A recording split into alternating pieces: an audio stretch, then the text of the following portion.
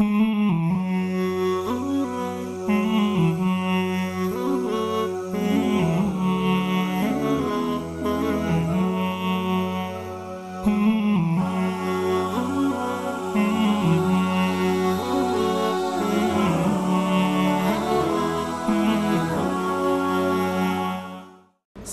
warahmatullahi wabarakatuh. Bismillah, walhamdulillah, wassalatu wassalamu ala rasulillah wa ala alihi wa sahbihi wa mawala wa ba'd. Para pemirsa, apa kabar semuanya? Semoga para pemirsa dan saya dan kita semua tetap dalam keadaan sehat walafiat, tetap dalam lindungan Allah Subhanahu wa taala. Senang sekali pada hari ini saya Andi Jaya kembali bersama dengan pemirsa, dan program kita hari ini adalah program manajemen syariah, dan tema kita insya Allah kita akan membahas tentang belajar manajemen dari Nabi Adam alaihissalam. Dan alhamdulillah pada hari ini telah hadir di studio kita Bapak Henry Tanjung PhD. Assalamualaikum Bapak. Waalaikumsalam. Gimana kabar, sehat Pak? Alhamdulillah. Alhamdulillah. Jadi tema kita pada hari ini adalah belajar manajemen dari Nabi Adam alaihissalam. Nah, kita kadang ya ketika kita mendengar sebuah pernyataan seperti belajar manajemen dari Nabi Adam alaihissalam, kadang kita akan mengatakan, oh Nabi Adam ternyata punya manajemen juga gitu. Nah, dari sisi pendalilan ini dalilnya di mana? Seperti baik dari Al-Quran maupun dalam hadis Rasulullah SAW. Iya, jadi memang kalau kita melihat ya praktek-praktek manajemen itu memang itu sudah ada sejak zaman Nabi Adam alaihissalam. Dalilnya itu jelas Al-Quran, ya, sebagai sumber hukum kita yang tertinggi. Nah, kemudian Al-Quran itu kan banyak kisah-kisah, ya, kisah-kisah Nabi, ya, itu banyak sekali. Nah, kita ambil penggalan kisah di surat tertentu, kemudian kita lihat tafsirnya, kemudian kita terjemahkan dari aspek manajemennya. Ya, jadi dalam bahasa lain juga bisa disebut dengan tafsir ayat-ayat manajemen juga bisa, ya, atau manajemen syariat dalam praktek di zaman Nabi bisa, ya. Jadi ini yang kita soroti adalah di zaman Nabinya, ya, seperti apa praktek-praktek manajemen itu. Nah, khusus untuk Nabi Adam itu kita ambil dari surat Al-Maidah. Surah Al-Maidah, ya. Surah Al-Maidah ayat 27 sampai ayat 31. Ya. Nah, itu coba kita lihat ya, dan kita baca. Kita buka bersama-sama. Bersama-sama, para pemirsa yang ingin bergabung bersama kami bisa membuka surah Al-Maidah, ya. Di surah Al-Maidah ayat 27 sampai ayat 31. Iya, betul. A'udzubillahi minasyaitonirrajim. Bismillahirrahmanirrahim. Watslu alaihim naba abna Adam. Ya. Jadi ceritakanlah kepada mereka, yaitu tentang cerita atau tentang berita anak-anak Nabi Adam. Ya. Nah, di sini dalam tafsirnya dijelaskan, Iqra ya Muhammad, ya, bacalah wahai Muhammad kepada mereka yang orang-orang Yahudi, yang hasad-hasad itu, yang dengki-dengki itu. Ceritakanlah kepada mereka bil haq, dengan benar, ya. Jadi ini adalah kisah benar. Jadi bagaimana dulu Rasulullah itu kan jauh hidupnya setelah zaman Nabi Adam kan. Kalaulah tidak kena wahyu, Rasulullah nggak akan tahu itu. Kisah-kisah Nabi Adam dahulu kala kan. Nah, itulah salah satu daripada mukjizat Al-Quran. Dia menjelaskan peristiwa terdahulu, juga kemudian menjelaskan peristiwa yang akan datang. Ya. Al-Quran bicara di zaman Nabi Adam, zaman dahulu, ribuan tahun sebelum Rasulullah, tahun yang silam, juga membahas masa depan, ribuan tahun yang akan datang, yang belum terjadi, ya, juga membahas masalah bukan hanya hidup dunia, tapi juga hidup akhirat kita, seperti apa, ya. Nah, di sini ceritanya idqarraba qurbanan, ya, jadi ketika mereka kedua anak Nabi Adam ini berkurban, ya, dengan suatu kurban, fatuqubila min ahadihima, maka diterimalah dari salah seorang di antara yang berkurban itu, walam yataqabbal minal akhar, dan tidak diterima dari yang lain. Ini terkait dengan kisah Qabil dan Habil, ya. Betul, ya. Jadi dalam tafsir Safatut Tafasir misalkan, ya, Imam Ali As-Sabuni mengatakan inilah cerita tentang Qabil dan Habil, ya. Qabil dan Habil, nah, gitu, ya. Qabil dan Habil. Nah, ya, jadi Ko-nya panjang, bilnya panjang, H-nya panjang, bilnya panjang, ya. Nah, kenapa mereka kemudian berkurban? Nah, di sini dijelaskan ya. Kenapa sebabnya? Sebabnya adalah persoalan istri, ya, persoalan jodoh. Nah, jadi di zaman Nabi Adam itu sudah ada semacam peraturan ya atau SOP-nya bahwasanya tidak boleh mengawini yang satu kelahiran. Tidak boleh mengawini yang satu kelahiran. Ya, jadi kalau Hawa itu kan Hawa itu setiap melahirkan itu ada dua anak, laki perempuan. Ya, di situ dijelaskan di sini. Nah, jadi yang laki pada kelahiran yang pertama ini dia tidak boleh menikah dengan perempuan yang sama-sama lahir sama dia. Berarti dia dua ini langsung dengan, bersamaan lahir seperti ya, kembar gitu. Dan tidak boleh menikah pada yang tidak boleh menikah yang dengan bersamaan lahir dengan dia. Dia harus menikah dengan silang dengan yang dengan di bawahnya dengan perempuan yang lahir setelahnya. Nah, yang laki-laki juga begitu, yang perempuan juga lahir setelahnya. Nah, kebetulan Qabil dengan Habil itu kan kalau Habil itu yang lahir dengan dia itu cantik, ya. Nah, tidak begitu cantik. Kalau Qabil cantik itu. Nah ya, jadi dalam tafsir ini dijelaskan memang kenapa itu terjadi karena Qabil tidak mau menikah dengan saudara perempuannya Habil.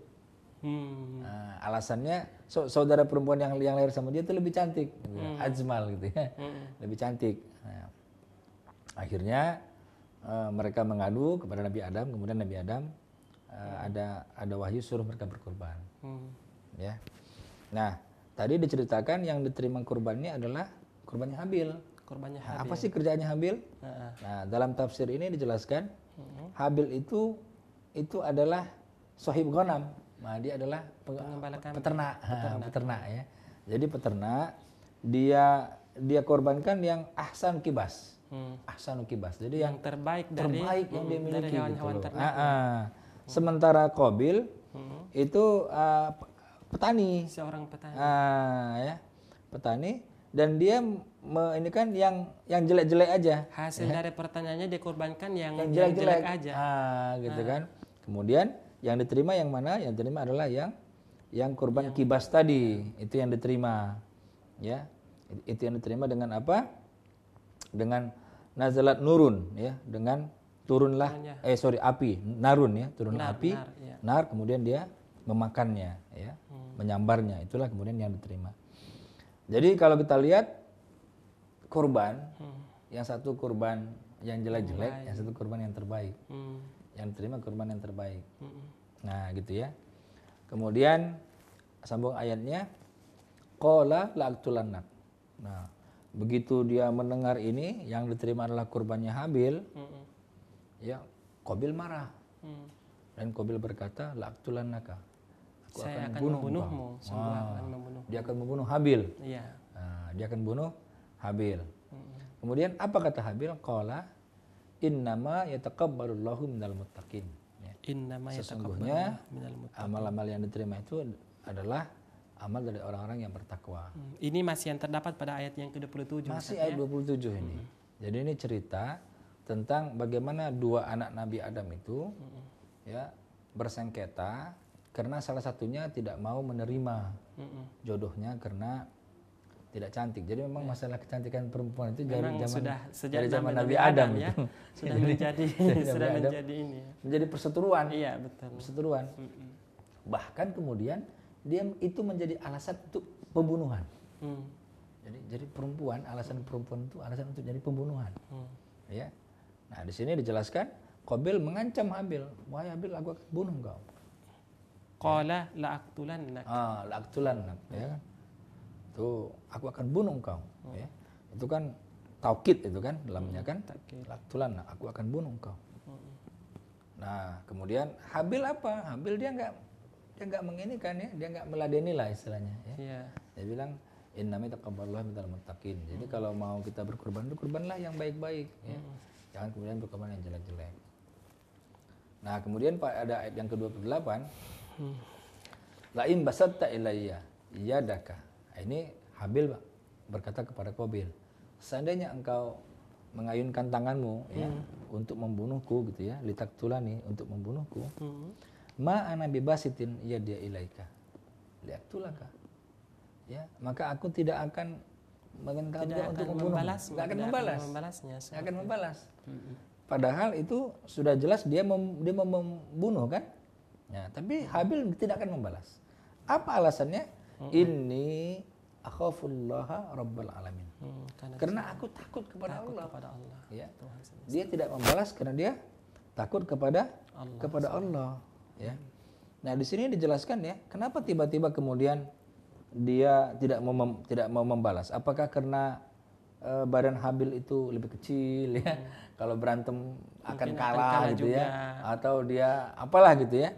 Nah, ternyata dalam tafsirnya kita lihat ya, itu badannya Habil itu di sini dijelaskan aqwa, ya, lebih kuat ya. lebih kuat. Jadi kalau dia bergumul berantem, menang ini Habil ini, kira-kira nih, ya, aqwa nih, ya. Jadi ini luar biasa nih, ini luar biasa ya. Jadi bagaimana kemudian seorang Habil itu tidak mau membalas karena satu saja, karena ketakwaannya kepada Allah Subhanahu Wa Taala. Ya, ini Syekh Zamakhsyari yang mengatakan Habil itu aqwa minal qatal. Jadi kalau dia berperang dia pasti menang tuh. Baik, Bapak, kita cut sebentar, kita akan angkat penelpon yang ingin bergabung bersama kita. Baik. Oh ya, silakan. Assalamualaikum. Terputus sepertinya. Oke. Baik, ya. Ya. Jadi tadi kita sampai kepada ayat yang ke-28 Ayat kan? ke-28. Jadi ini adalah bagaimana sikap Habil. Dia tidak akan ada telepon lagi? Iya. Ya, silakan. Assalamualaikum. Halo. Iya, dengan Bapak siapa di mana? Iya, dengan Bapak siapa di mana? Dengan Bapak Nurdin. Nurdin, di mana Bapak?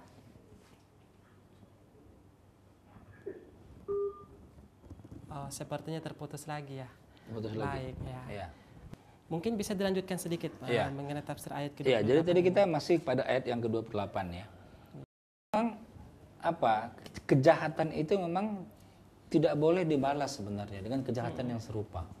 Jadi bagaimana kemudian Habil dia tidak mau membalas. Padahal dia mampu. Dia lebih kuat gitu ya. Badannya pun lebih besar, tapi dia nggak mau membalas. Kenapa? Karena satu saja.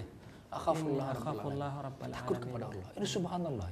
Ya, ketakwaan yang melekat betul dalam diri Habil. Sebuah pernyataan dari orang yang ketakwaannya sangat luar biasa. Betul. Karena bagi dia ya akhirat itu lebih penting, surga itu lebih penting. Ya, sehingga dia bilang, aku tidak akan melawanmu kau bukan karena aku takut gitu ya. Bukan karena aku penakut sama ente nih kira-kira gitu. Tapi aku takut sama Allah Subhanahu Wa Taala. Kalau aku juga ingin membunuh engkau, maka aku juga termasuk orang berdosa gitu kan. Gitu. Nah, kemudian pada ayat yang ke-29 ini ya, sesungguhnya aku uridu an tabu'a bi ismi ya. Aku ingin supaya engkau kembali ya dengan dosa-dosaku wa ismika dan dosa-dosa engkau. Fatakuna min ashabin nar dan engkau menjadi penghuni api neraka. Wa dzalika jazaa'ul dzalimin, itulah balasan orang-orang yang zalim. Ya.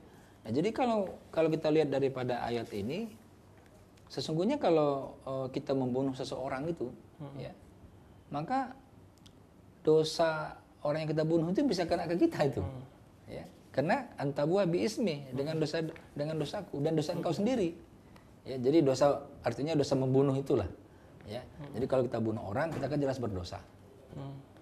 Nah, jadi kalau kita membunuh orang kemudian orang itu mati, kita dipanggil sama Allah, maka dosa kita dua kan. Pertama dosa kita sebelum membunuh, sama dosa kita membunuh dia gitu. Nah, itulah. Jadi di ayat 29 ini jelas ya. Jelas saja orang yang membunuh itu fatakuna min ashabin nar. Ya. Mereka masuk ke dalam api neraka lah, masuk ke dalam api neraka, ya. Wa dzalika jazaa'ul dzalimin, itulah balasan orang-orang yang zalim. Nah, kemudian pada ayat yang ke-30 nih. Ya. Foto wa'ad lahu nafsuhu. Ya. Fatawa'at lahu nafsuhu. Dia ikutin tuh hawa nafsunya. Baik, sepertinya ada penelpon yang ingin bergabung. Oh, terputus lagi sepertinya. Ya, mungkin pengaruh jaringan seperti itu ya. Ya. Baik, mungkin bisa dilanjutkan lagi Bapak? Ya, fatawa'at lahu nafsuhu. Ya. Maka kemudian Qabil itu mengikuti hawa nafsunya. Ya. Qatla akhihi, untuk membunuh saudaranya. Habil tadi, Habil. Ya. Faqatalahu, maka dia bunuhlah. Ya. Maka dia bunuhlah. Jadi kalau fatawat itu kan belum terjadi ya, dia ikuti hawa nafsunya. Kemudian faqatalahu, kemudian dia bunuh. Dia ikuti hawa nafsunya, dia bunuh Habil. Fa asbaha minal khasirin, ya. Jadilah dia orang yang merugi. Ya, gitu ya. Jadilah dia orang yang merugi. Jadi ini kan apa ya, kalau sudah masuk setan ya dalam hati kita, itu dia buat indah saja itu. Dia bisik-bisik gitu, oh jangan bunuh aja dia, gara-gara dia ente tidak bisa mengawani yang gadis cantik itu. Baik Bapak, pembahasannya sangat menarik sekali. Kita akan teruskan lagi setelah jeda pariwara berikut Bapak. Oke, ya. Baik para pemirsa, jangan kemana-mana, kami akan segera kembali.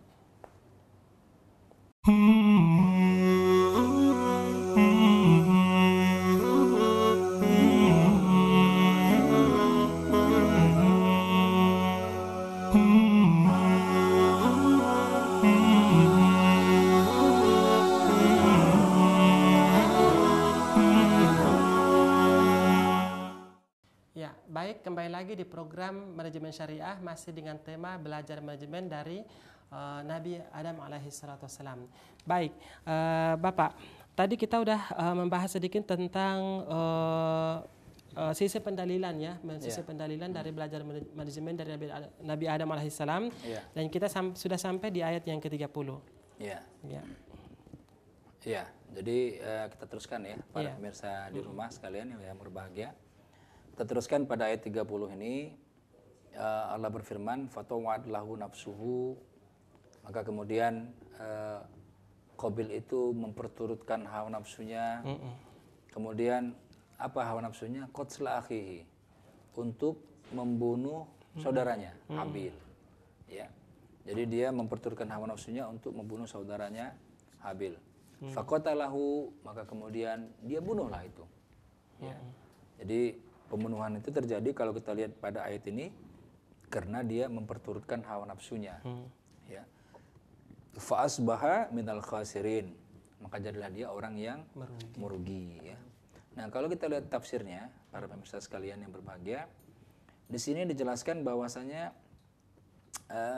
dibuat indah nafsunya Qabil itu, ya, dan dibuat mudah oleh setan itu untuk membunuh. Jadi ada saja kemudahan untuk melakukan kemaksiatan itu. Ya, itu berarti sudah digoda setan. Ya. Jadi setan ini juga itu masuk mungkin di situ. bisa menjadi pelajaran bahwa ketika kita berniat untuk melakukan suatu kemaksiatan, maka dengan mudah setan akan memberikan kemudahan untuk melalui jalan tersebut. Betul. Karena tadi kan nafsunya sudah jelas, aku akan bunuh engkau kan. Aku akan bunuh engkau. Nah, begitu itu ada niat begitu, masuk setan tuh. Masuk setan lagi untuk menghiasi dan memberikan kemudahan jalan. Memberikan kemudahan. Jadi diperindah gitu ya. Kemudian dan dibuat lebih mudah gitu loh. Dipermudah. Diperindah dan dipermudah untuk melakukan kemaksiatan itu. Bukan hanya diperindah saja, tetapi dipermudah juga jalan. Bahasanya begitu nih. Ya. Kemudian dipermudah. Nah, kemudian faqatalahu, maka dia membunuhlah itu ya. Nah, kemudian jadilah dia orang yang merugi ya. Nah, kemudian pada ayat 30-nya pada ayat 31-nya ya, fa ba'asallahu ghuraban. Maka kemudian Allah mengutus ya, ghuraban ini burung ya, sejenis burung, yabhasu fil ardi, yang dia kemudian menggali-gali tanah ya, untuk menguburkan sesuatu gitu ya. Kemudian liuriyahu, untuk memperlihatkan kepada Qabil kaifa, bagaimana yuwari sawata akhi, bagaimana mengubur mayat daripada saudaranya. Gitu ya. Jadi Allah mengirimkan ya untuk bagaimana syariat itu kubur ditanam gitu ya. Nah, jadi ini ayat arsalallahu ghuraban ya. Allah menurunkan ya seorang itu ya yang seekor burung tadi gagak, ya. Untuk memperlihatkan ya bagaimana caranya menguburkan ya. Nah, kenapa? Karena ini kan pembunuhan pertama. Pembunuhan pertama yang Pertama di terjadi muka bumi. ini. Betul, para pemirsa sekalian. Kejahatan pertama itu adalah pembunuhan ya. Sepertinya ada pemirsa yang telah bergabung bersama kita. Assalamualaikum.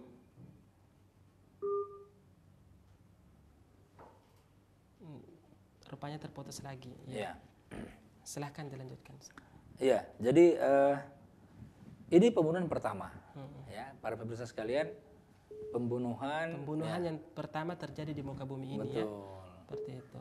Assalamualaikum. Halo, assalamualaikum. Iya, assalamualaikum. Halo, assalamualaikum. Waalaikumsalam warahmatullahi. Iya, dengan Bapak siapa di mana? Dengan Bapak Hidayat di Makassar. Dengan Bapak Hidayat di Makassar ya. Silakan Bapak dengan pertanyaannya. Ini saya mau mempertanyakan masalah emosi, hawa nafsu tentang sedikit dengan masalah dengan hadis. Ini pertanyaannya hukum Islam tentang mengendalikan amarah itu bagaimana mohon penjelasannya. Jelas Pak. Iya, kurang jelas. Mohon bisa diulangi Bapak Hidayat, pertanyaannya bisa diulangi Pak? Mengendalikan marah saja. Iya. Ya, halo. Ya, proses mengendalikan nafsu amarah. Iya, mengendalikan amarah. Islam itu bagaimana? Baik, iya. Baik Bapak, terima kasih Pak Hidayat telah bergabung bersama kami. Iya Pak. Ya. Ya. Assalamualaikum. Iya. Jadi pertanyaan dari Bapak Hidayat di Makassar terkait dengan nafsu ya atau amarah. Bagaimana Islam mengajarkan umatnya untuk menahan amarah tersebut. Ya. Dan ini mungkin terkait dengan manajemen emosi ya. Iya. Manajemen emosi lah mungkin sekarang ya. Pak Hidayat. Pak Hidayat dari Makassar. Pak Hidayat dari Makassar.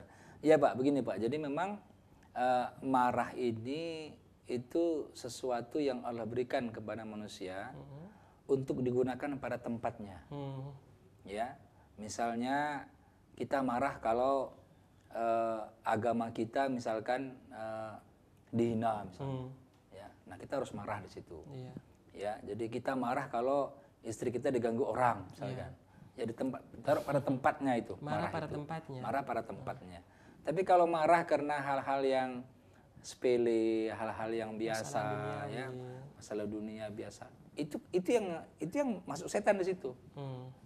Ya, yang sering terjadi kan kalau marah sama orang kemudian akhirnya bertengkar, akhirnya berselisih gitu kan. Nah, bisa dengan saudara, bisa dengan teman sekantor, ya. Nah, ini bagaimana Islam mensyariatkannya? Solusinya adalah itu kalau marah itu api. Lawannya air.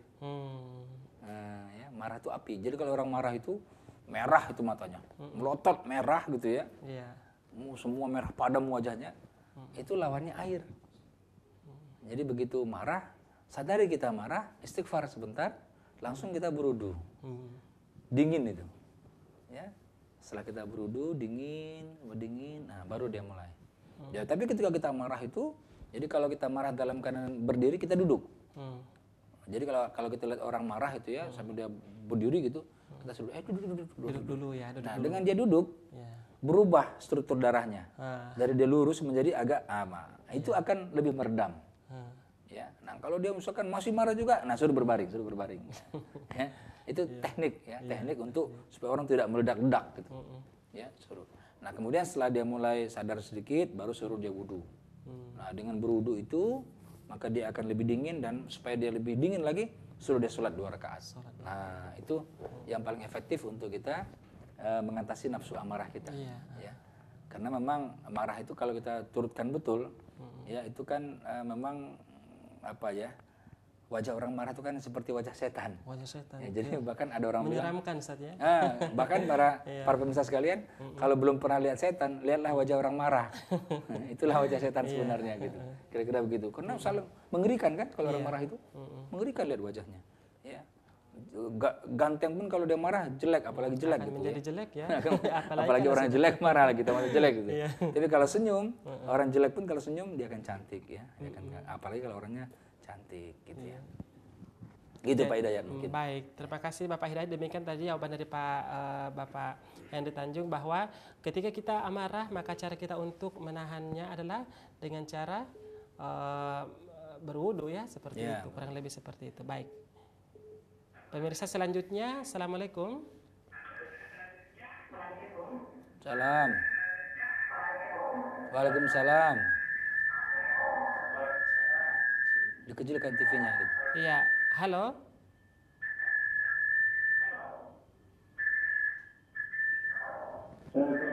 Waalaikumsalam warahmatullahi. Dengan Bapak siapa di mana? Maaf Bapak, boleh volume televisinya dikecilkan sedikit? Iya, waalaikumsalam warahmatullahi.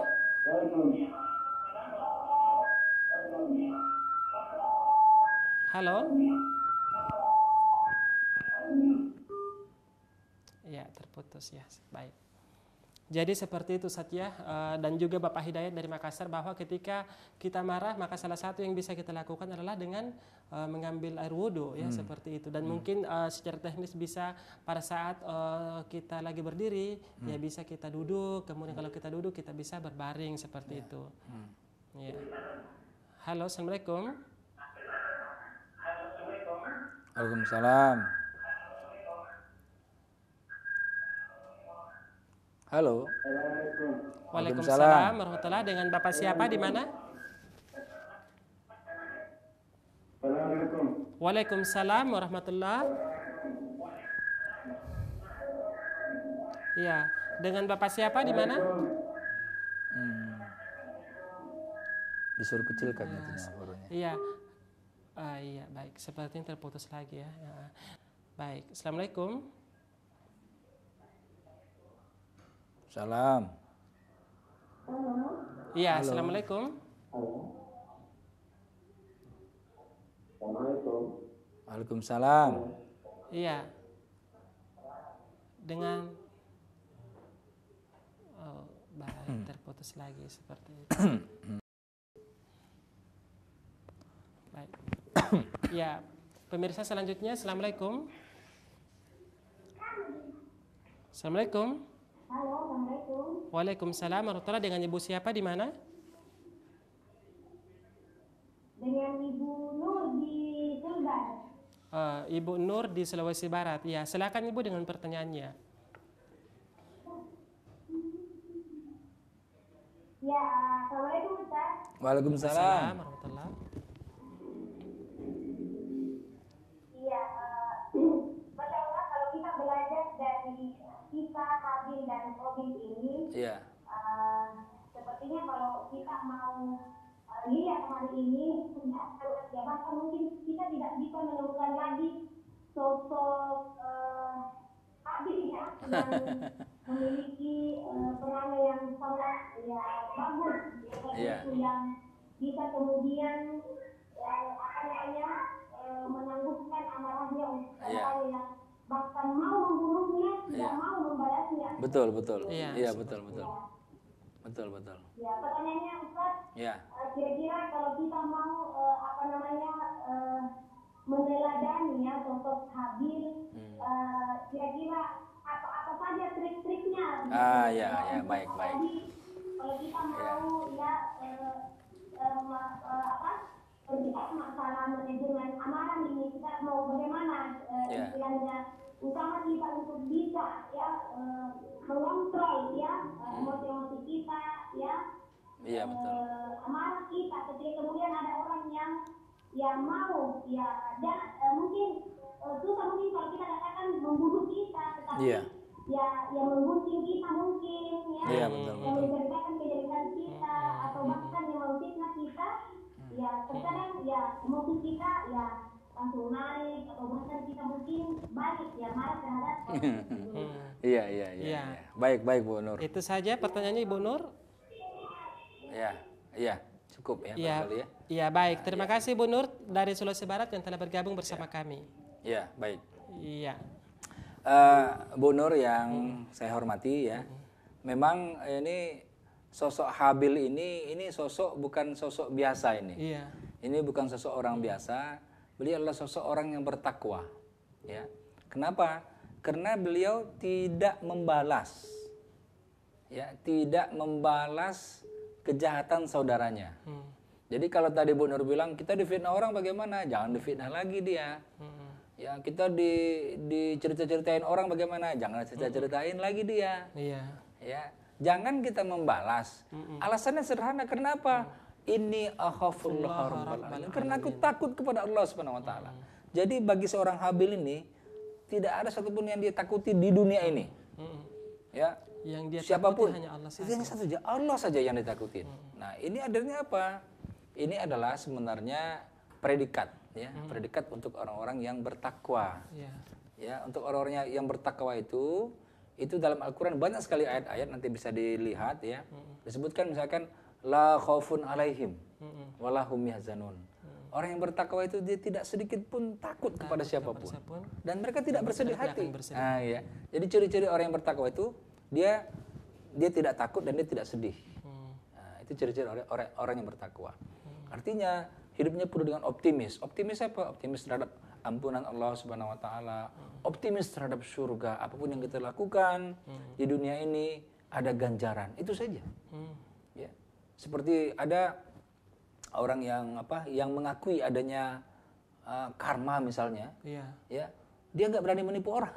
Ya, karena apa? Karena dia pasti dia meyakini dia akan ditipu. Kalaupun bukan dia yang ditipu, nanti anak dia ditipu gitu ya. Dia tidak akan mau memperkosa orang. Karena apa? Karena dia yakin sekali kalau nggak anaknya nanti diperkosa, ponakannya diperkosa begitu. Ya. Nah, ini adalah bagaimana kita meyakini bahwasanya ada balasan daripada Allah Subhanahu wa taala. Ada ganjaran, ya, ada reward, ada ujrah daripada Allah Subhanahu wa taala. Ini yang harus kita perhatikan. Jadi kuncinya bagaimana supaya menjadi seorang Habil? Maka kita harus mendekatkan diri kepada Allah Subhanahu wa taala. Bagaimana caranya? Dengan kurban. Ya, qarraba ya, mendekatkan diri dengan apa? Dengan kurban. Apa kurban kita? Kita kurbankanlah yang terbaik yang kita miliki. Ya. Kita punya kemampuan keilmuan ya, misalnya Allah berikan kita gelar S1 apa S2 apa S3. Kita gunakan kemampuan itu untuk mendidik masyarakat. Ya, untuk mengajari umat. Ini merupakan kita korbankan yang terbaik yang kita miliki. Atau misalkan kita orang kaya, kita punya banyak harta, ya. Nah, kita korbankan harta itu untuk kepentingan umat. Kita wakaf, kita infak, kita sedekah, ya. Nah, begitu semuanya. Jadi, apapun yang kita miliki itu kita korbankan. Untuk apa? Untuk kita dekat kepada Allah. Ya. Seorang model Abdurrahman bin Auf, kekayaannya berapa luar biasa, tetapi ketika ada untuk perang misalnya berinfak, dia nggak mikir-mikir berinfak gitu. Hartanya berinfak. Nah, itulah orang yang tipikal orang yang bertakwa. Jadi yang dia miliki, yang terbaik yang dia miliki itu yang dia serahkan, itu yang dikorbankan, ya. Jadi untuk apa? Untuk satu, supaya dia qarib, ya, supaya dia dekat kepada Allah Subhanahu wa taala. Ya. Qarraba, kurbanan, itu bahasanya di sini. Qarraba, kurbanan, ya. Mereka mengorbankan untuk dekat kepada Allah Subhanahu wa taala. Jadi kalau sisi pelajaran manajemennya, korban itu ada 3 sebenarnya yang paling sering. Pertama adalah korban waktu. Jadi kalau kita bekerja ya di perusahaan, di organisasi, di apapun, itu biasanya kita korban waktu. Ya, kadang-kadang kita harus pulang, kita lembur karena tugas pekerjaan, ya. Karena kita lembur, jadi anak-anak kita keambil haknya di rumah karena kita harus kerja di kantor, padahal harusnya buat anak-anak kita. Korban waktu. Yang kedua, korban tenaga. Nah, gitu ya. Jadi tenaga kita yang harusnya kita jam 5 sore pulang, kita lembur sampai malam, ya. Tenaga kita terkuras, ya. Itu juga termasuk korban di dalam kita bekerja. Yang ketiga, korban uang atau materi, ya. Kadang-kadang dari kantong kita sendiri keluar uang, ya. Itu jangan kita hitung, ya. Kita ikhlaskan aja semuanya karena Allah Subhanahu wa taala. Dalam ya. rangka untuk mendekatkan diri untuk kepada dekat. Tujuannya untuk apa? Untuk kita dekat kepada Allah Subhanahu wa taala, ya. Yang keempat, korban perasaan. Ini yang paling berat ini sebenarnya. Dan ini mungkin salah satu poin dari pertanyaan Ibu Nur tadi dari Sulawesi Barat, bahwa bagaimana kita ketika kita misalnya ada orang yang menggunjing kita atau mencibir kita dari belakang seperti itu. Kita kalahkan perasaan kita tuh. Itu kan korban perasaan itu. Iya. Itu korban yang paling tinggi. Rasulullah ketika Rasulullah hijrah ke Taif ya. Itu kan ceritanya masyhur sekali. Beliau dilempari ya sampai kotor. Pulang itu sampai lemas sekali, berteduh di bawah pohon ya, sampai kemudian malaikat menawarkan bagaimana kalau aku balikkan bumi itu ya. Kata-kata Rasulullah, jangan ya, mereka umatku, mereka tidak tahu saja. Ya, jadi bagaimana kita lihat perasaan Rasulullah itu dikorbankan. Nah, itulah. Itu jadi ciri-ciri orang yang bertakwa begitu. Jadi bagaimana dia mengorbankan perasaannya, tidak mengikuti. Nah, gitu ya. Kalau fatawad lahu nafsu, kalau dia ikuti nafsunya, celaka dia. Ya, tapi tidak diikuti. Iya, baik. Mungkin demikian jawaban ya buat Ibu Nur. Baik, penelpon selanjutnya. Assalamualaikum. Ya, penelpon selanjutnya yang telah bergabung. Assalamualaikum.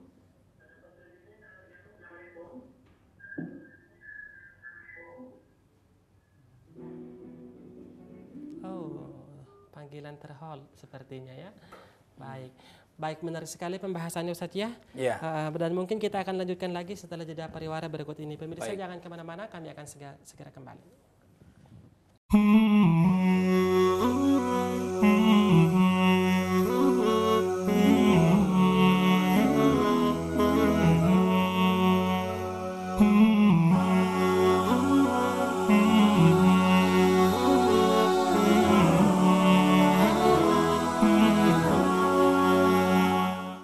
Ya, pemirsa, kembali lagi di program Manajemen Syariah masih dengan tema belajar manajemen dari Nabi Adam alaihi salatu wassalam. Baik, nah kembali nih Pak ya, masalah di surah Al-Maidah tadi masih di ayat yang 30.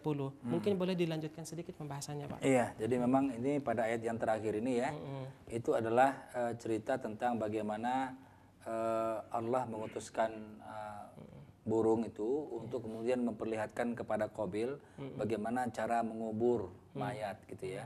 Ya, jadi memang inilah kemudian makanya syariat Islam sampai hari ini orang meninggal itu dikubur, bukan dibakar, bukan dibuang ke laut, ya, atau ditaruh di pohon gitu ya, nah, atau digantung di mana, tidak, tapi dikuburkan. Ya. Jadi ada itu dasarnya. Al-Maidah ayat 31 ya. Nah, ini bermakna bahwasanya alam ini sebenarnya bisa jadi guru kita kalau kita mau belajar. Jadi kalau dalam pepatah itu kan alam terkembang jadi guru. Ya, jadi makanya banyak orang yang yang senang merantau ya. Kita kan disuruh untuk berjalan di muka bumi kan. Fasyiru fil ardi ya. Famsu, maksudnya berjalan di muka bumi itu apa? Untuk kita melihat ya, melihat bagaimana kaum-kaum sebelumnya. Bagaimana alam itu Allah ciptakan, bagaimana semua kejadian-kejadian. Itu untuk apa? Untuk menambah keimanan kita sebenarnya. Ya kan? Untuk jadinya pelajaran kepada kita semua. Subhanallah, Allah ciptakan seperti ini, ya. Nah, kita melihat keindahan alam yang luar biasa misalkan. Subhanallah, seperti ini gitu ya. Atau kita lihat kaum yang hancur ya karena dia zalim misalkan, oh ya Allah seperti ini gitu ya. Nah, itu adalah apa? Pada ayat yang ke-31 ini itu kita bisa belajar dari mana saja ya. Nah, jadi kembali kepada topik kita manajemen syariah. Ya, pelajaran manajemen apa yang bisa kita ambil dari Nabi Adam alaihissalam ini? Jadi cerita anak-anak Nabi Adam ya sebenarnya, bukan Nabi Adamnya, tapi anak-anak Nabi Adamnya ini. Pertama adalah tadi itu saya sudah bahas di awal, kita harus ikhlas dalam kita berkorban ya. Korban itu ada 4 macam ya, korban waktu, korban tenaga, korban materi, dan korban perasaan yang paling tinggi. Kemudian yang kedua, kita harus mengalah untuk menang. Nah, ini sebuah strategi ya. Strategi manajemen itu mengalah untuk bukan untuk kalah, tapi mengalah untuk menang. Ya. Jadi para pemirsa sekalian, kita lihat bagaimana Qabil itu dia mengalah, dia tidak mau melawan. Itu apa? Untuk dia menang. Menang apa? Menang dia masuk surga. Ya. Tapi Qabil, nah dia masuk neraka. Nah, ya. Kenapa? Dia kalah berarti. Nah, gitu ya. Jadi strategi-strategi mengalah untuk menang ini hari ini sudah orang terjemahkan ke dalam bahasa-bahasa manajemen modern. Ya, misalnya ada buku mundur selangkah untuk maju 1000 langkah gitu ya. Ya, selalu dia kan mengalah dia, tapi untuk dia menang gitu ya. Nah, kalau dulu kita lihat misalkan Rasulullah hijrah hijrah ke Madinah itu kan seperti tiarap gitu ya. Iya. Dari Mekah ditekan, diintimidasi, diembargo, siksa segala macam. Hijrah ke Madinah untuk bikin kekuatan. Susun kekuatan di situ, tiarap dia. Ya. Mengalah dia. Lari dia dari Mekah bukan karena dia tidak mau, dia untuk mengalah. Iya. Tapi Karena setelah dia yakin akan ada kemenangan setelahnya. setelah itu dia serbu lagi Mekah, itulah Futuh Mekah. Betul, Ya. betul. Itulah Futuh Mekah. Jatuhnya Mekah tanpa satu darah pun tertumpah. Nah, inilah kekuatan muncul. Iya. Ya, dari apa? Strateginya mengalah dulu untuk menang nantinya. Iya. Nah, gitu ya. Jadi kita pun seperti itu ya. Jadi kita nggak ada istilahnya, nggak ada gunanya kita ngotot-ngototan. Iya. Ya. Pertegang urat leher itu, nggak ada gunanya kita. Ya. Jadi nggak apa-apa kita tuh mengalah, tapi kita untuk menang nantinya. Iya, ini sangat pelajaran yang sangat berharga sekali bahwa tidak selamanya pada waktu itu kita harus menang ya. Tidak selamanya. Iya, kita nggak mesti ngotot waktu itu kita menang. Boleh jadi ada beberapa kondisi yang kita boleh mengalah pada waktu itu untuk mendapatkan kemenangan yang lebih besar. Yang akan datang. Nah, itu dia intinya, ya. Intinya di situ. Jadi seolah-olah kan kalah itu. Iya. Menyingkir, kabur dari tempat seolah kan kalah. Bukan berarti bahwa kita mengalah kita kalah, Ustaz, ya. Kita susun kekuatan di sana. Iya. Membangun strategi untuk kita bisa menang. Iya. Ya. Nah, itu yang kedua. Yang ketiga, kita dilarang membalas kejahatan dengan kejahatan serupa. Nah, itu nggak boleh. Itu istilahnya apa? Balas dendam. Ya. Itu nggak ada itu dalam ceritanya dalam kamus Islam itu. Ya. Kalau kita lihat film-film India kan, itu kan isinya balas dendam kan. Ini balas dendam terus gitu. Nah, itu nggak ada dalam Islam, nggak ada. Ya. Kenapa? Tadi itu ya. Jadi Habil mau dibunuh pun dia tidak melawan untuk membunuh, padahal dia lebih kuat, dia lebih ini gitu ya. Jadi balas dendam ini tidak boleh ada. Ya, jadi akan banyak sering itu ya. Orang kalau dulu diperlakukan secara semena-mena, maka ketika dia sudah menjabat, dia juga diperlakukan secara semena-mena gitu ya. Ya, misalnya saja dulu dia mahasiswa ya. Nyusun skripsi susah sama dosennya ya.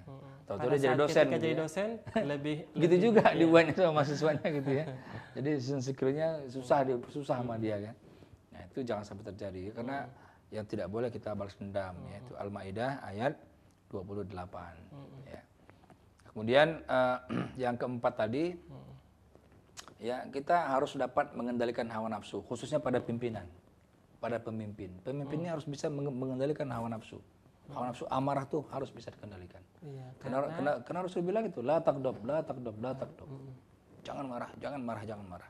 Ya. Apalagi bagi seorang pemimpin karena dia membawahi orang banyak Iya. seperti itu. Coba lah pikirkan, kita kerja di kantor tiap hari pemimpin marah terus. Iya. Kira-kira kita betah nggak dari situ? Gimana jadi mau betah ya seperti itu. Nggak akan betah, paling sebulan dia mau kabur, Pak, saya ngundurin diri Pak gitu kan, atau saya mau berhenti. Karena tidak ada orang yang tahan untuk dimarah-marahi terus. Ya, jadi itulah makanya kita harus perlu. Dan di antara orang yang bertakwa itu kan itu. Ya, Ali Imran misalkan, surat Ali Imran 133 misalkan, itu kan begitu ya. Walladzina kadhiminal ghaidh, ya kan, orang yang menahan marah. Ya, wal kadhiminal ghaidh wal afina 'anil nas, orang yang cepat memaafkan. Itu orang yang bertakwa di situ. Ya kan? Jadi orang yang menahan amarahnya dan cepat memaafkan. Nah, ini berat ini. Ya, kita dihina orang, kita dimaki orang, kita tahan marahnya, kita maafkan dia, berat itu. Ya, kita pengennya kita balas. Ya kan? Nah, itulah sifat manusia, pingin dibalas ya. Tapi dalam Islam tidak. Orang yang bertakwa itu tidak, ya. Itu orang yang bisa menahan amarahnya, ya. Wal kadhiminal ghaidh wal afina 'anil nas. Dan dia adalah cepat sekali maafnya, ya. Secepat air mengalir, ya. Cepat sekali dia memaafkan orang, ya.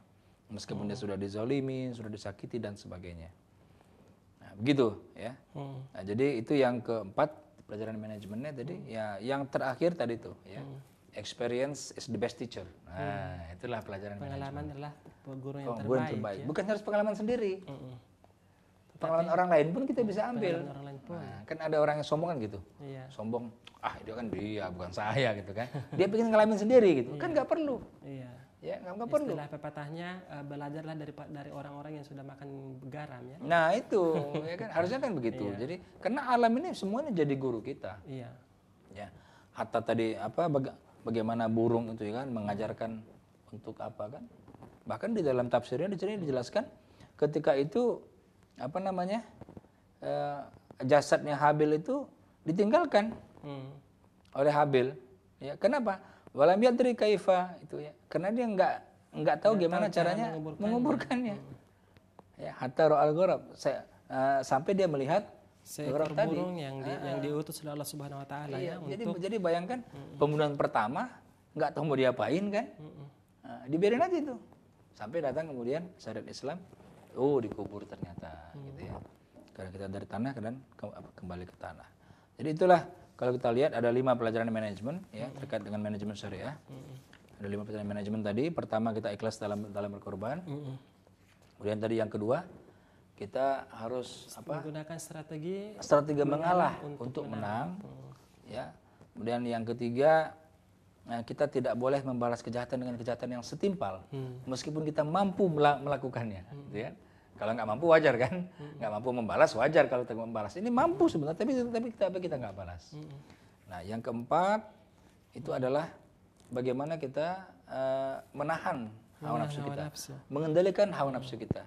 Ya, jadi para pemirsa sekalian, hawa nafsu ini kalau kita turutkan, ya nggak ada benernya nih. Ini harus kendalikan, bukan kita matikan, kita kendalikan. Ya, hawa nafsu kita kontrol dia. Yang terakhir, alam terkembang ini bisa menjadi guru. Jadi kita bisa belajar dari mana saja.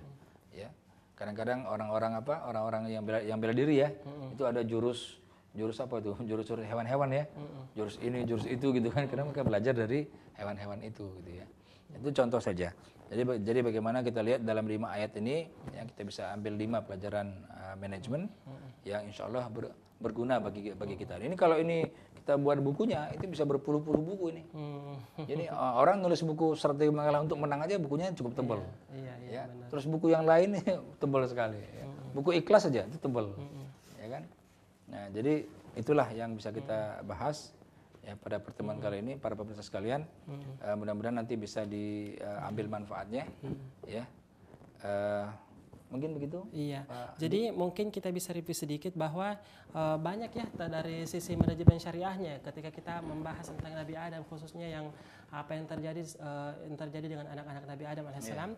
Pertama tadi kita sebutkan bahwa kita harus ikhlas untuk berkorban. Dan ini bisa kita lihat pada bagaimana keikhlasan Habil ya. Habil berkorban mengorbankan hewan ternaknya yang terbaik dari apa yang dimiliki. Sebaliknya dengan apa yang dilakukan oleh Qabil yang mengorbankan hasil pertaniannya, justru mengorbankan dari hasil yang terburuk, mungkin yang sudah membusuk seperti itu ya. Kemudian yang kedua bahwa gunakan strategi mengalah untuk menang seperti itu. Dan ini kita bisa lihat dalam surah Al-Maidah ayat ke-28 tadi ketika Habil mengatakan La'im basatta ilayya yadaka litaqtulani ma ana bibasitin yadi ilaika liaqtulak inni akhafullaha rabbal alamin. Ya. Bahwa Habil mengatakan, sungguh kalau kamu menggerakkan padaku untuk membunuhku, aku sekali-kali tidak akan menggerakkan tanganku kepadamu untuk membunuhmu. Ya, inilah strategi Habil ya, mengalah untuk menang, bukan berarti kalah seperti itu ya. Kemudian yang ketiga tadi adalah tidak membalas kejahatan itu dengan kejahatan juga. Iya. Dan ini bisa kita lihat ya, seperti yang disebutkan dalam Al-Qur'an ayat yang ke-29 ayat yang ke-29 ya, inni uridu an tabu'a bi itsmi wa itsmika fatakuna min ashabin nar wa dzalika jazaa'ul dzalimin. Iya, bahwa Habil ini tidak secara langsung membalas apa yang dilakukan oleh saudaranya itu kepadanya. Justru Habil ini menggunakan strategi mengalah untuk menang seperti itu.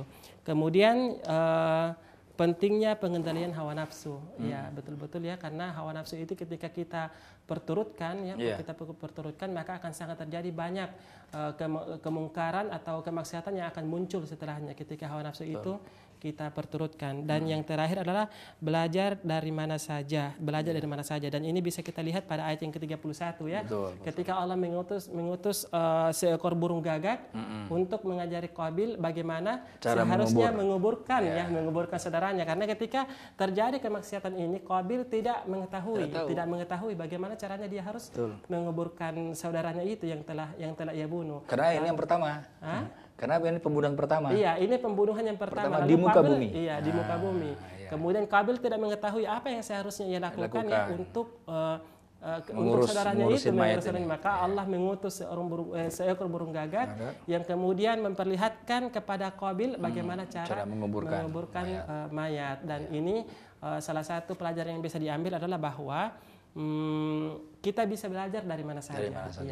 Bukan berarti harus dengan di satu sisi saja, tetapi banyak hal yang bisa kita pelajari seperti itu. Dan ini mungkin sebelum saya lupa, ini satu penggal saja daripada kisah Nabi Adam.